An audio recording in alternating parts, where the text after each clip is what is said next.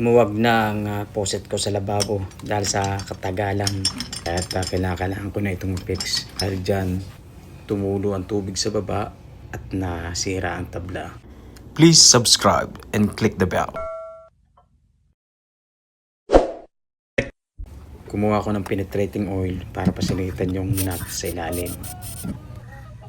Gumamit ako ng adjustable para masukat kung ano ang gagamitin kong combination wrench.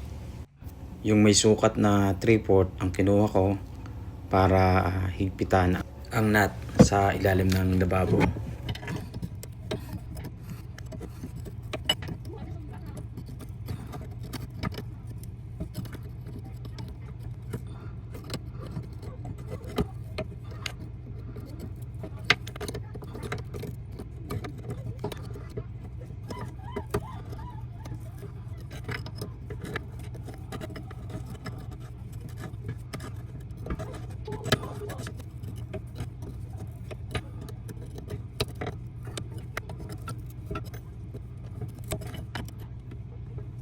Gumamit din ako ng 7/8 na sukat para mahigpitan ko ng gusto ang nut sa ilalim ng lababo. Pansamantala ko munang tatanggalin itong laman ng cabinet para matanggal ko yung silang lawanit.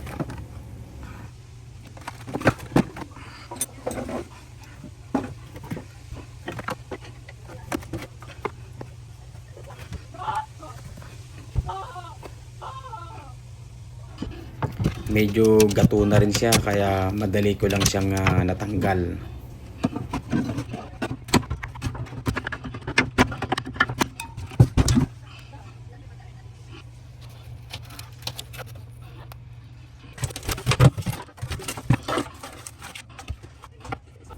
Tinanggal ko muna yung mga gabok para madali ako makapagsukat.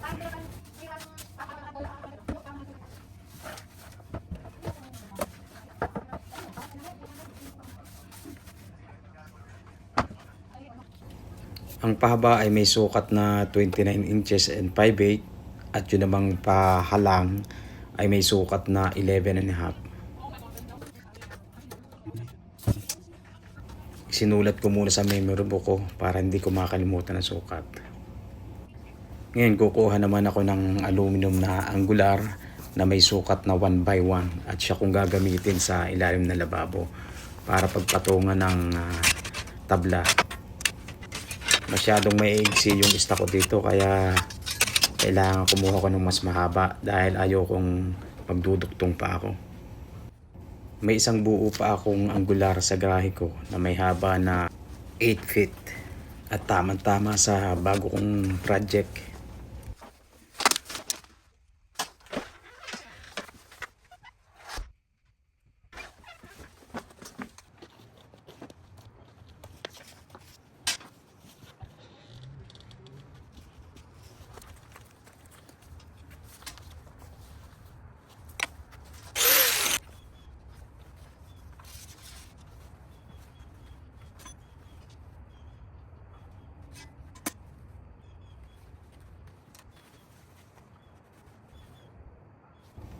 Nagumpisa na akong magsukat sa angular at kailangan ko ang sukat na 29 and 5/8, dalawang 29 and 5/8 at dalawang 11.5. At nung itotal ko lahat-lahat, sumobra pa ito ng isang pulgada.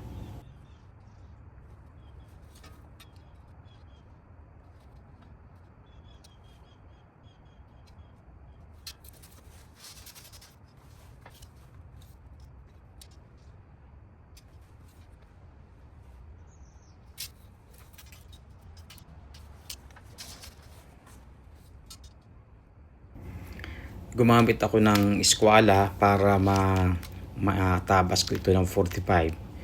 Nang sa ganun, kapag ikinilu ko, makakagawa ako ng rectangle.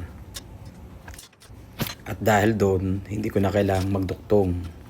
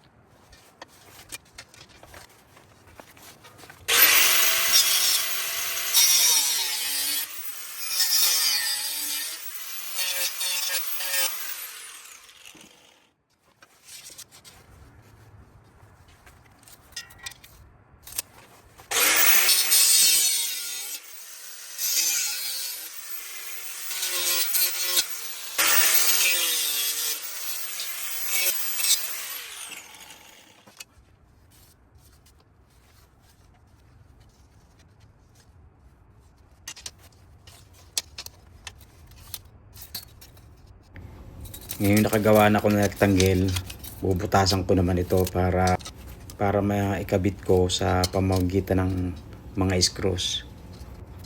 Sinusukatan ko yung bubutasan para maayos yung kanyang division.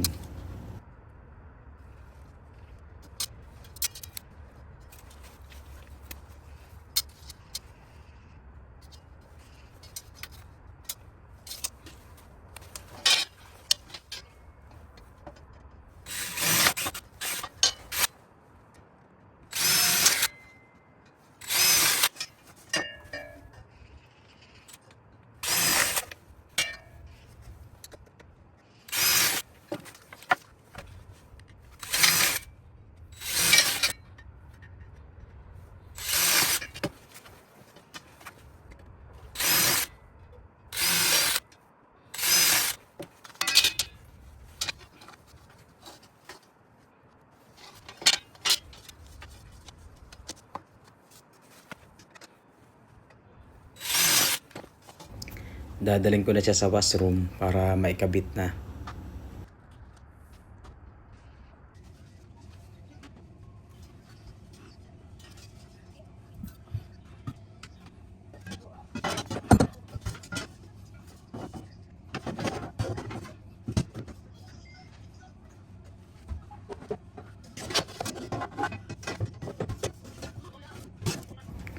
Yung duktungan doon ko nilagay sa right corner para hindi siya gumalaw at the same time malalagyan ko din siya ng screw. Kinailangan kong gumamit ng libel para masigurado ko na pantay yung aking pagkakalagay.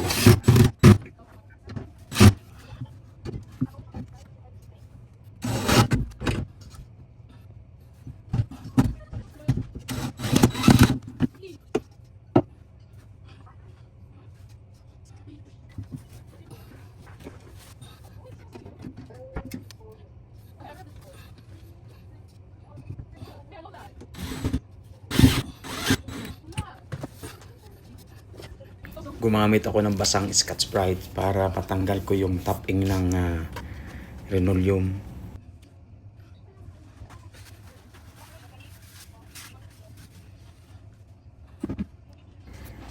Uunahin ko munang ikabit ang siding para masigurado ko na yung tablang ilalagay ko ay papantay sa siding. May dati ng pako itong siding kaya tinatama ko na lang sa butas para hindi na ako magpako pa uli.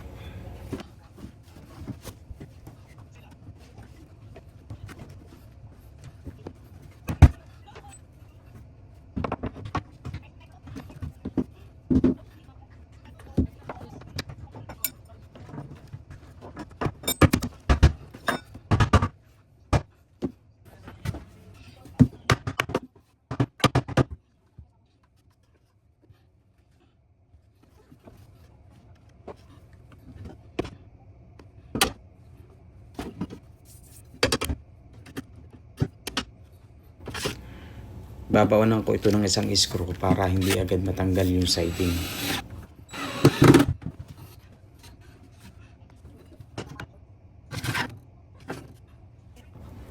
At babawanan ko din ng isang screw ang sentro ng angular para hindi siya lumindo. Kailangan tanggalin ko yung nakaalasang screw dahil sasabitan dito ng tablang ilalagay ko.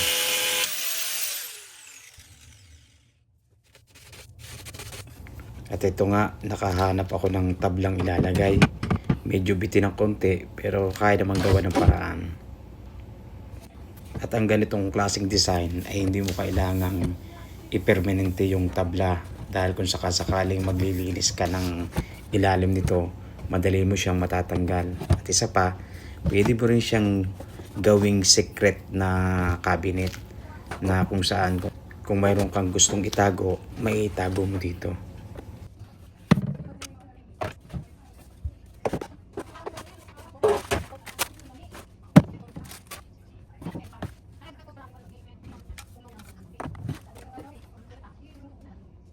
Matibay na yung poset at hindi na kumakalog. Kaya kung may problema kayong ganito, ay sundan nyo lang ang video ko.